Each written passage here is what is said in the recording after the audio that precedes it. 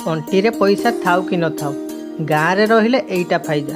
सकाळु सकाळु सबुदिन तटका माछ मांस सांगकु सबुज पनीपरिबाटा भरपूर पाइब। जा हौ बापा दादू मो पाई किछि करंतु कि न करंतु हेले बड्ड गड़िया खंडे मो पाई छाड़ी दे जाइछन्ति। आउ कोन दरकार जीवन ले बुझिले ना भाई। एबे राशन रु 30 किलो चावल मु पाउछि। जमी बाड़ी जतिकी अछि मसला मसली सब हो जिवो। बाड़ी रे तो पनीपरिबा सब लगे देछि। गड़िया रे माछ पूरा भर्ती। बाकी रहिला मो माइप कथा।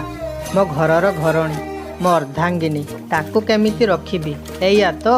बे गुटे को बिकिदेले 500 टंका। आम गड़िया रे 4टा मागुर जदि बिकिदेबी 12 खंड बनारसी पाट हबो। पाट उपरे पाट पिंधिकी बाड़ी सारा मो गेली खेलिबी। ताकू मु कहिछि ए वर्ष गड़िया बाणी हेले 16 बिकिकी ता पाई आईफोन खंडे आनीदेवी। आपण माने कहंतु तो आईफोन लो को मॉडलटा मो गेली हाथ को मानिबो से मो पागेलीटा।